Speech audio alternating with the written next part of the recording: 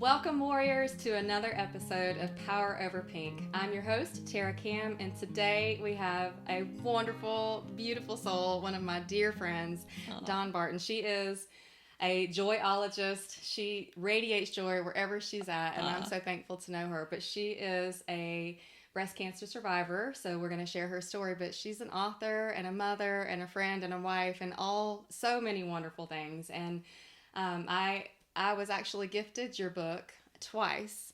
That's when funny. I was going through my cancer battle, and so I was able to bless others with a copy, and I bought a few just to have to hand out because it impacted me so deeply, and it was so relatable, and it was so happy, and it did create joy inside of me when I would read it. So I'm just so thrilled that you said yes to being on the show. So welcome. I would never tell you no.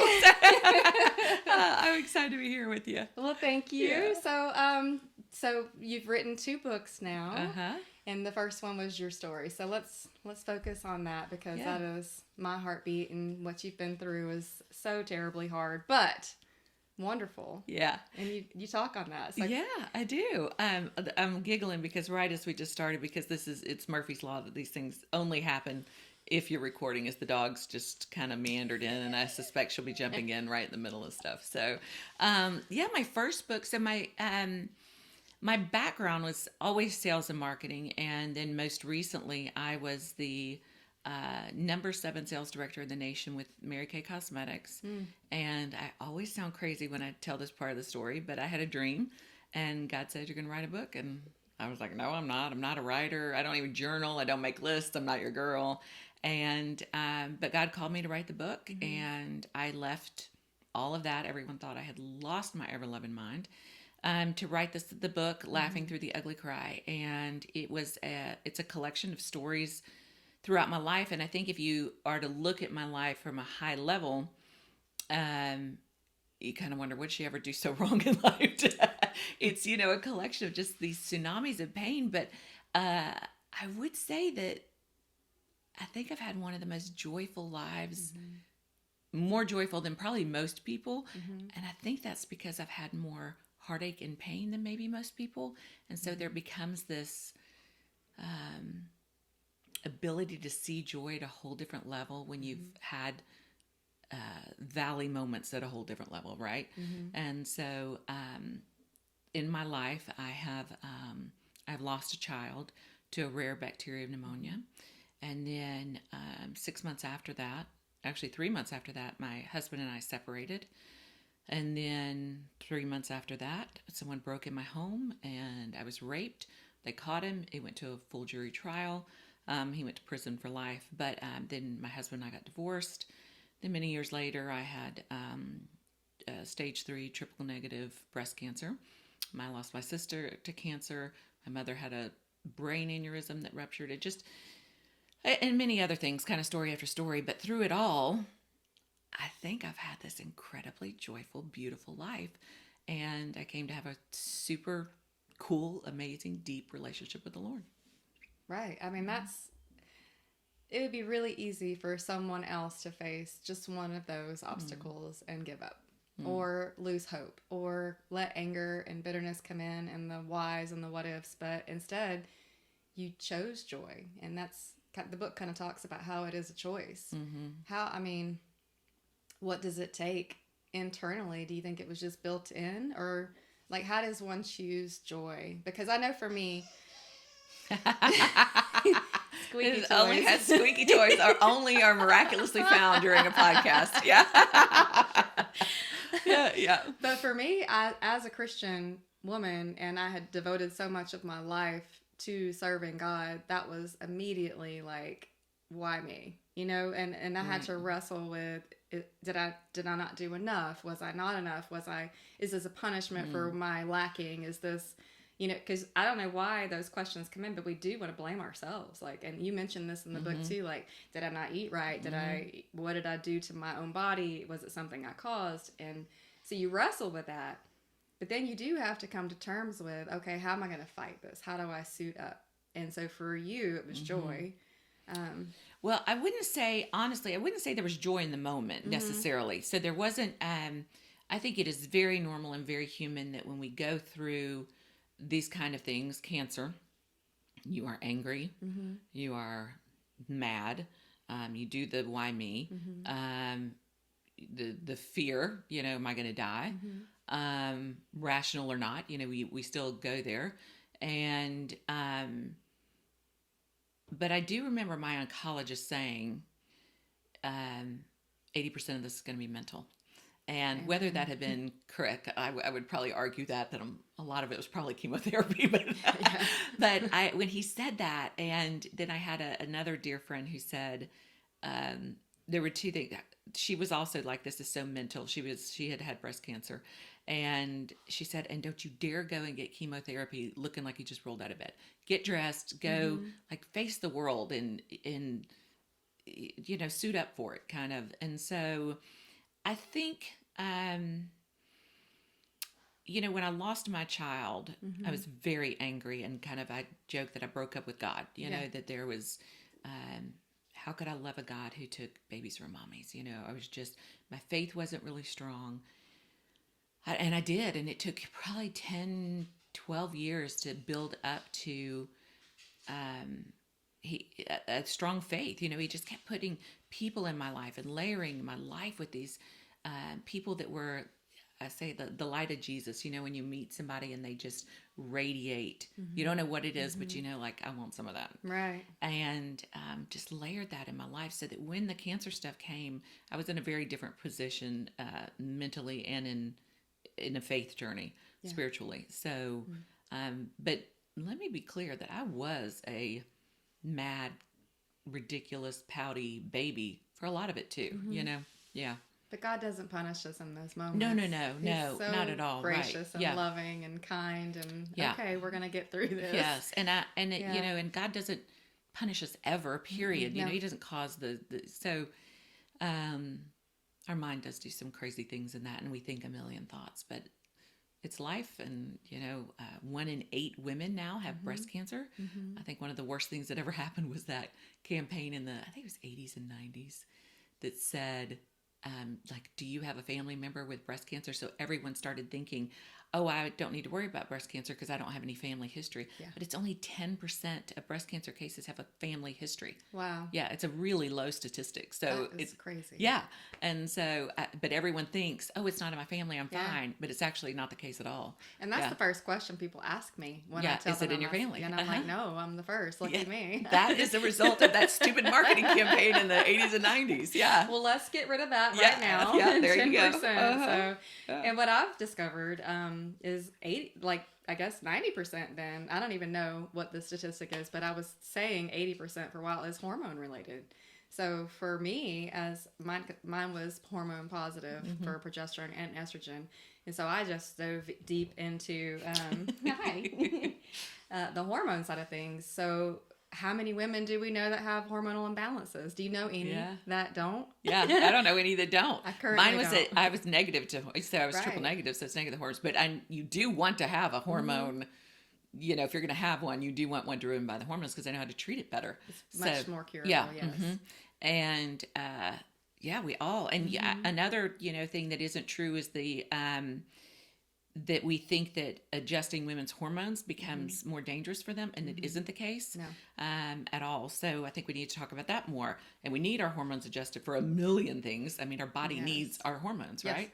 To function and to, I'm in my 50s, so like sleep. Give me progesterone all day long. Like, let me sleep. So, So yours was triple negative, not hormone related. So tell me about treatments and your progression there. So I am, what year are we? I was diagnosed in 2011, so I'm many years out now. Congratulations. Yeah, so I'm happy to be. But it was, I went through 6 months of chemotherapy, 2 different kinds, and then I did a mastectomy, and then 38 rounds of radiation. Wow. So a year of treatment. That's a long time. And I think for me, when the battle began for me, and they were throwing out numbers of how many chemos and how many radiations, we don't really know a timeline. And so who has time to carve out a year of their life to devote to this battle, but you have to, and sometimes even longer than a year. And then nobody really mentions, like, after you complete that, what does that time frame look like, you know, going past your treatments to maintain and make sure you're cancer free, and the things that, like the medications and the whole system, like. So, I would say on that, one of the things I think is not talked about is the massive wave of depression that hits after you complete treatment. And I wish we talked about it, because I don't know anyone who went through treatment that didn't have that hit after. Because I think you're so focused on what's next. And then when it's all done, then I think all the flood of emotions really hit. And I did get on antidepressants during that time. And, but I kept saying to my oncologist, like, you guys need to put something, this is bad. Right. I need to put something in place. And, you know, the medication that they have women do now after was not in place when so triple negative, you don't take anything. Yeah, you're wouldn't done. Take a hormone blocker. Yeah. But I don't know that if I was in that position, I would take it even today. I think the differences are not that significant. And the quality of life for women, it's awful. And they don't talk about that either. They don't. Like, people just think, oh, I have to take it. And like, actually, no, that's a new thing. And the statistics are really low on the difference it makes. But the quality of, you know, your quality of life is huge in the difference it makes. Yeah. Why do you think that is, that they don't prepare women, I guess, for quality of life after? You know, because I guess it's different for everybody. But like, why do you think they don't dive into what to expect with the depression and such?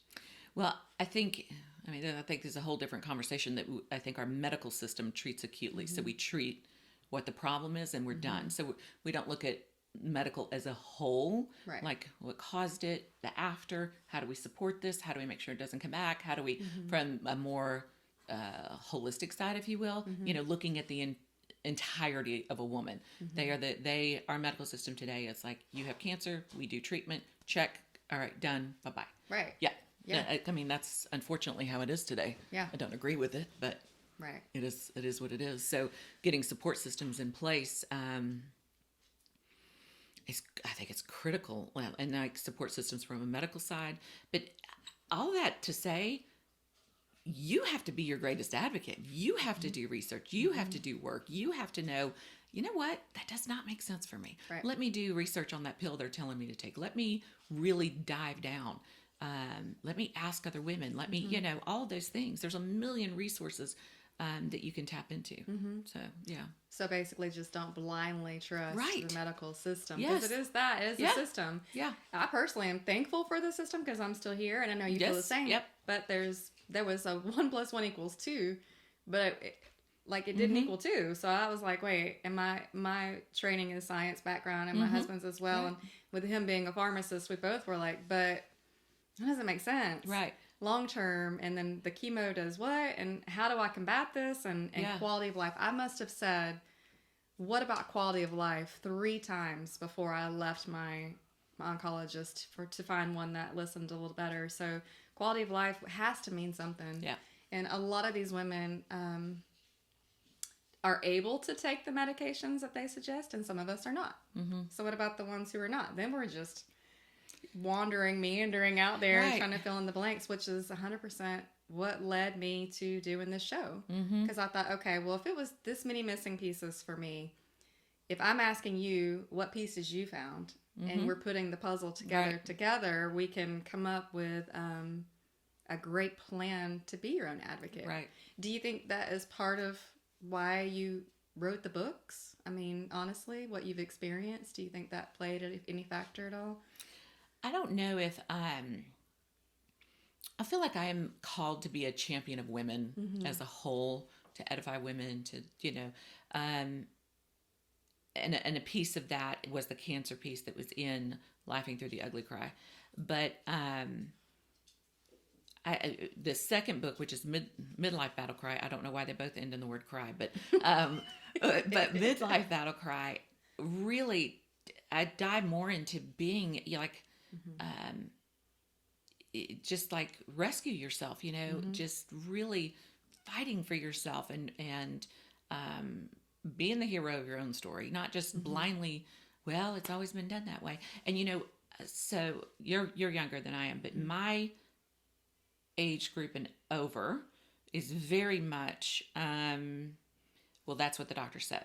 Right. Yeah, the doctor knows all, that you don't question, and younger, they are better about, well, actually, there's studies that, I think we really have to look at all those kind of things and not just take, it's like in our world today, people who watch the news and take that as complete truth. It just isn't anymore. Like, and we know that now, right? And the same thing with our medical, that the medical schools today teach it one particular way. They do not teach to look at the body completely. Now, let me be very clear. If I got cancer today, I'm going to the doctor, Absolutely, right? Yeah, yes. I'm going to the doctor. I'm not saying that at all. But I'm saying the and then some, do the and then some to make sure that, I'm not going to try to eat leafy greens and battle cancer. Like, no, eat, I'm not going to, yeah. So I will I would add in a more, I would be better about diet. I would be, pay more attention to things that weren't inflammatory, all those kind of things. I would do stuff like that. So, yeah. We're laughing because we can hear my husband talking in the other room right now. It's just how it goes. It's totally Oh, fine. hold on. I'm gonna shoot him a text and say, recording a you guys, this is what you call real life. Yeah, it happens. And I am on location today because I'm trying to stretch my abilities. Yeah, and so you're doing a good I've done job. it twice, and so I was like, "Yeah, we'll do it at your house, dogs and husband and all." It's just part of life. Yeah, we were originally going to do it in the spare bedroom. I'm like, we'll be fine. Huh. Yeah.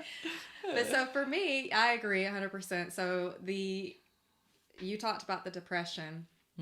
And it hit me really hard too, because then you almost don't know how to like pick up the pieces and begin life again, because it was almost like cancer became my life. It is your life, right? It's your whole focus. It's all you think about, right? So then how does any of us move on? So I pictured it like a mental cliff. I had allowed myself to jump off and go to the deepest depths of the what ifs and the fears and the maybes and the futures and all the things.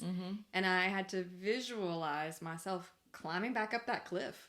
I jumped off too soon and I went too deep. And so how do you climb back up and get back to a place of like, okay, so also, I don't think people talk about enough that I think a lot of us are like, okay, had the cancer, fought the battle, check the box, moving on, and that's done. I want to go back to who I was.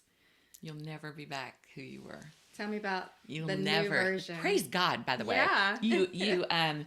I've said one of the greatest gifts of my life was cancer. Same. Yeah, one of the greatest gifts of my life. You will never be the same woman again. When I read that, I was still in the battle, and I was a little like, what? This lady is crazy. Yeah, it is one of the... For a million reasons, you're not in the throes of cancer going, oh, this is so great. No. You're definitely not. No, let's be real, real here.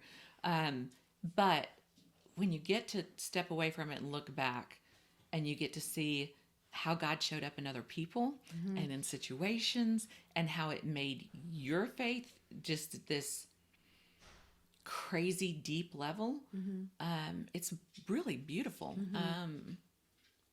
I remember having a moment, I don't remember if I wrote about this or not, but in a bathtub. And I was in the throes of it. I was so sick, and just in the bathtub crying and just like, you got to take me or you got to take this. I can't go through another day. I can't do this. And what's funny, I actually never once threw up through cancer. I didn't either. Yeah, no, I never once did. I expected to. Yeah, but I was miserable and I was sick, so, and just cried out to him and prayed to him in that bathtub. And I remember the moment when I stood up, and as that water came washing off of me, so did that heaviness. Wow. So to have that moment that felt so palpable that he truly took that in that moment, that was a big faith, like, oh, you hear me. Right. That it was just one of those really beautiful moments that that I'll never forget that I wouldn't have had otherwise, you know.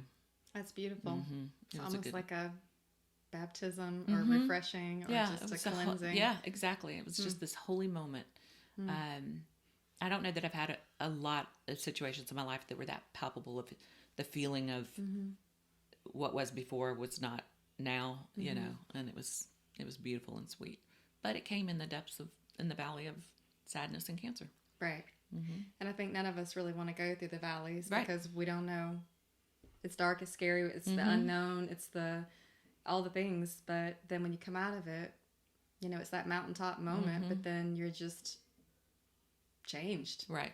Like you're never going to be Right. Dawn before cancer. Right. If we could just wrap our minds around even the way we look is different. The way we feel is different. Our emotions are different. For me, the lack of hormones makes me a totally different person. The whole journey changes you mentally, physically. Right. So I know a lot of the people that I've spoken to, God keeps bringing women into my life that are survivors, whether it be patients at my work or just friends who are like, hey, my friend's going through this. But I've heard on repeat, I just can't wait to get back to who I was. And I'm like, oh, she doesn't know yet, but she'll know. She'll know. You'll never.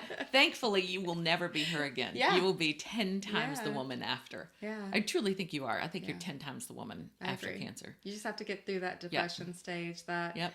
refiguring out what life looks like, the next phase. I wonder, I've never really asked if like actual soldiers, when they come home from a war or a battle, if they go through that same. Absolutely. It has Absolutely. to be. Has to be. And I was dealing with, I don't know about you, I was dealing with so much muscular pain still in my legs. I had it really bad in my legs. I did too. Yeah. So I stayed on, I'm about to sound like a crackhead here, but I stayed on painkillers almost an entire year after. And then as I didn't need them, as that healed. So I would say for me, coming out of it fully, it was 2 years. Yeah. It was 2 years. Which you don't want to tell the poor girl who's just been through, like in the throes of it going, I have 2 more years to go. But yeah, you kind of do. Just 2 years in the sense of the hair, everything, the hair growing back, the lashes growing back, your brows coming in, all that. And mine never came back to the level that it was. My hair did that came back the same as it was before, but I know some people it's different.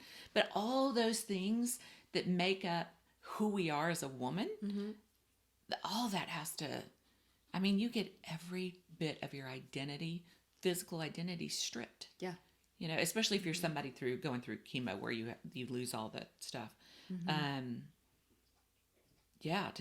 had really great hair until my hair you was. Still have fabulous hair. You do.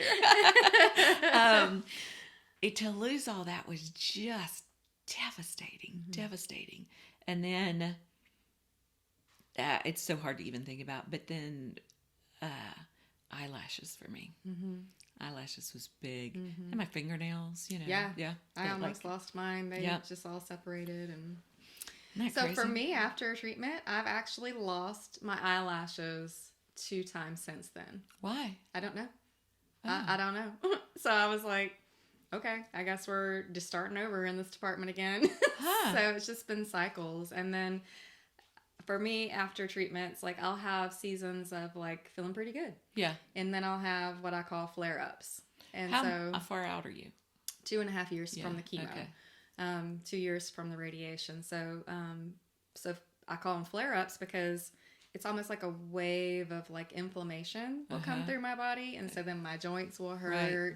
I get a lot of fluid retention. I just feel kind of sluggish and down. And I haven't had one in a while, but I had one last week. And I was like, okay, you're still here, you ugly thing, but we're going to get through it. It's fine. It does so much damage to the body. It does, but it's a necessary damage. Yeah, but I think if people just kind of could be like, just grasp that, like mentally, just be prepared for the battle to be maybe just a little longer than what the treatments are. Yeah, and to know that's coming, if you're in it now, but to be proactive on fighting for you through all that, because you're going to redefine who you are now, not bring you back to who you were, Mm-hmm. but you're going to redefine, and you're going to be, like I said, you're going to be a better woman. You're going to be, I don't know a lot of people who can go through the cancer journey and not have a deeper faith. Yeah. I don't know how anybody goes through it without faith. Right. I just don't. Right. Because it's, certainly for me, what I was clinging to. It's not fun.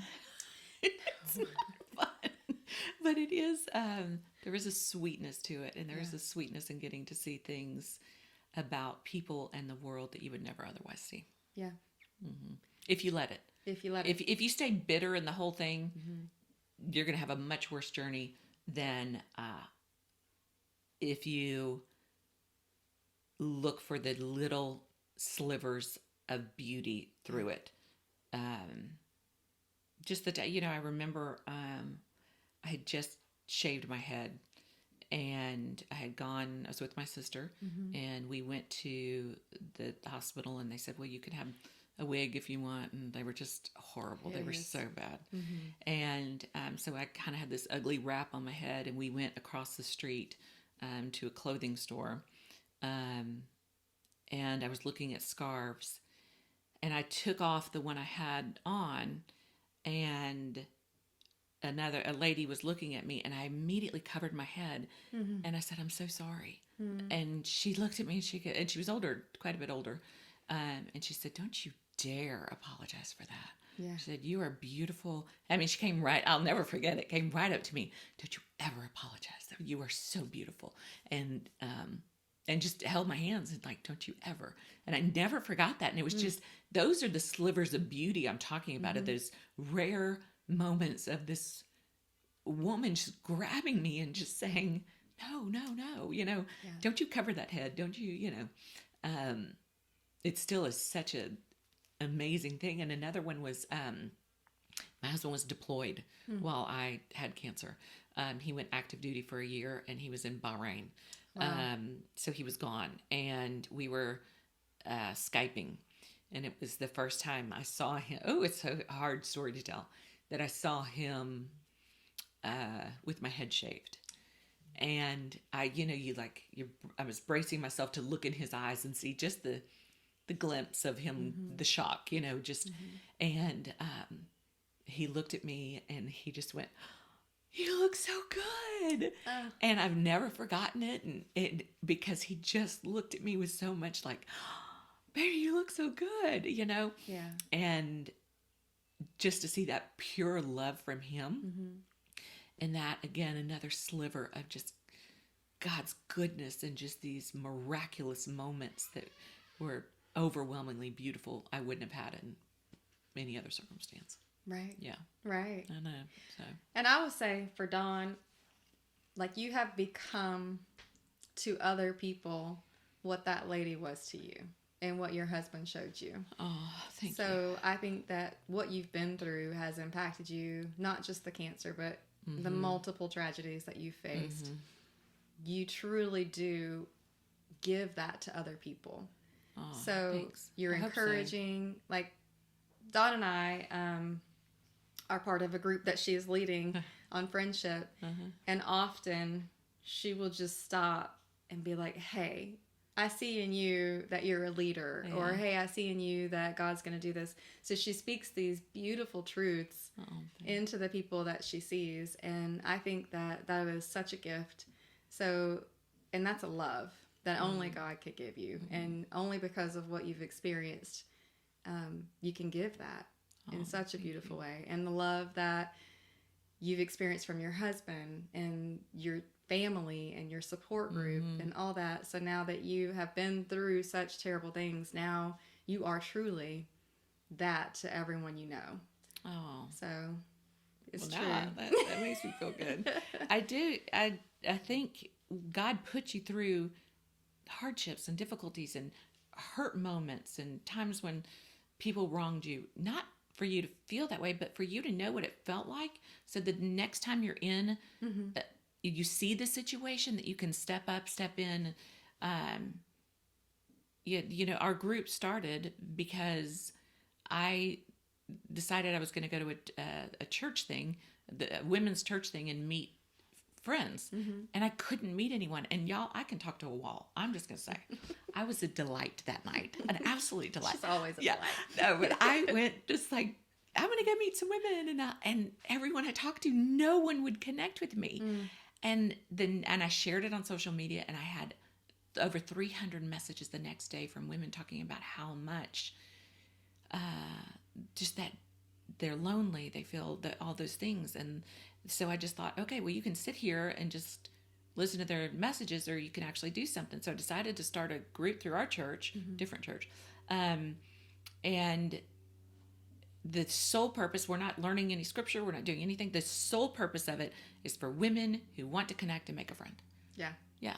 So I think that when life hits us with things, you have full permission to have pity parties and feel sorry for yourself and all of that. There's a point where you have to get up and go, okay, like, how do I make my circumstance, my experience with that, be for the benefit of the world, right? How do you get out there and make it better? And you're doing it. Sometimes. You're killing it. Yeah, sometimes not so much. Yeah. Sometimes I'm throwing a huge pity party and nobody's coming. It just stinks. But truly, I mean, I know you have a good circle in your life. And it would be difficult to go through a cancer battle alone. And so it's very important to have people. And if you don't have people, to invite people in that show up and to let them be part of your circle while you're going through it. Even if you're not married or you're not part of a church group or something, you've got to have people in. And so I think so often we build walls to protect ourselves and protect others from what we're going through, because we want to make sure their happiness is intact. But we're not called to do life alone. So that's part of the reason why when I learned of you doing the group, I was like, well, I have to be there, because, you know, sometimes our groups come and go. Right. Seasons change. People come in and come out, and it's an ebb and flow of life, and each season is beautiful, and you can learn something from every season. But I don't ever want to go through life without a circle. And I was in a season where I needed a circle.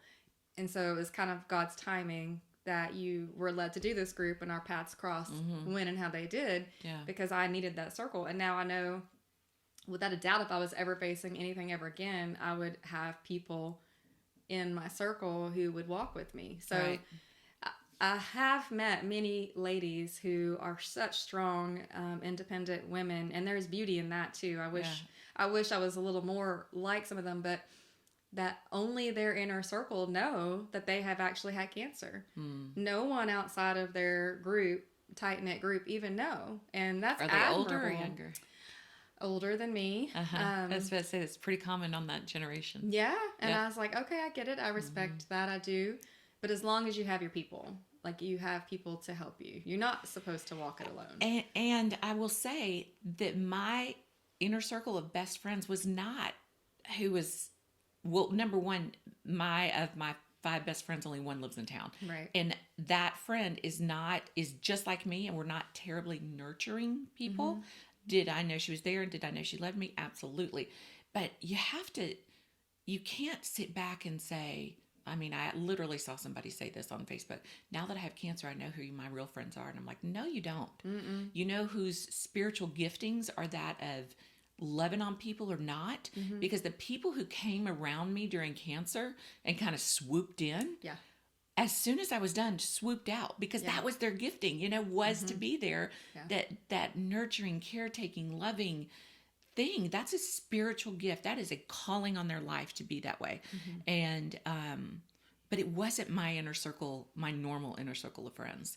I had family rotate in and out and coming to stay with us, because at the time our youngest daughter was 4, and our older one was out of the house at that time. And so I just had different people that helped with Ella, or I just wanted to sleep all the time, So you had to. Your body needed it. Yeah. Just that, and I asked for help too. So was it easy or hard? Oh no, it's like the worst thing ever. The worst. Yeah. Yeah, same. Like, I am such a failure. I'm such a loser. like, Lies. You were literally going through chemo and cancer, and you still are like, I'm a loser for asking for help. Yeah. Isn't that It's that crazy? mental side. I know. It's so dumb. So Especially dumb. if you are a leader Yeah. naturally and Yeah. you've done all these amazing things. Well, and no, then- but any strong woman who, Yeah. the woman who's home with any strong female. Mhm. Actually, I don't even think you have to be strong. Anybody hates to ask for help, Amen. right? Yeah. Everybody does. It's built in. I know. Why? We're just goofy that way. It's so true. Well, with 2 daughters, Ella being 4 and Mackenzie being, how old was she when all that happened? They're 17 years apart, so Okay. whatever that math is, 21. Yeah. Okay. So how did they handle everything? Does Ella fully understand your battle? Does she have questions? Does your older daughter, did they handle it well? Well, one of the great things that happened with my cancer was that when they did the biopsy, they burned me accidentally really bad. So I had this black mark that stayed on my breast. So we were able to talk about me having the booby bug. So it was tangible and visual, and that to her. I don't know. She doesn't really talk about it at all now. And the other one was gone most of the time. So, Right. yeah, they don't. Yeah. Okay. There wasn't major conversations or anything. I know, as weird as that is. No, not at all. Just... And I also never thought I was dying. Right. So I think that changes one's perspective. Even though I had stage 3 and even though it was triple negative, I never, ever Googled anything. I never looked up anything. I never looked up what it was. And I'm so glad it didn't, because after cancer, I did finally Google it, and it talked about it not being one you wanted to have. So that would have changed me mentally. And I'm so glad I didn't, because I know plenty of women who survived triple negative and been fine. Right. So our mindset is really, really important. Right. In our prayer life and our spiritual life. And if you are not a believer, honestly, don't be angry at God. God did not give you cancer to punish you. It is a lie straight from the enemy, and you didn't do anything to cause it.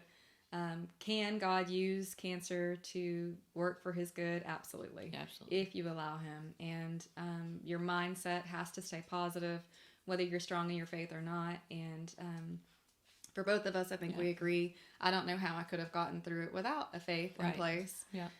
So if you have any questions or, want to reach out to someone about that, just feel free to, because I know you're not supposed to walk it alone, and just try to let that guilt or fear just wash off of you, because it's not going to be beneficial for your battle ahead or after you're done.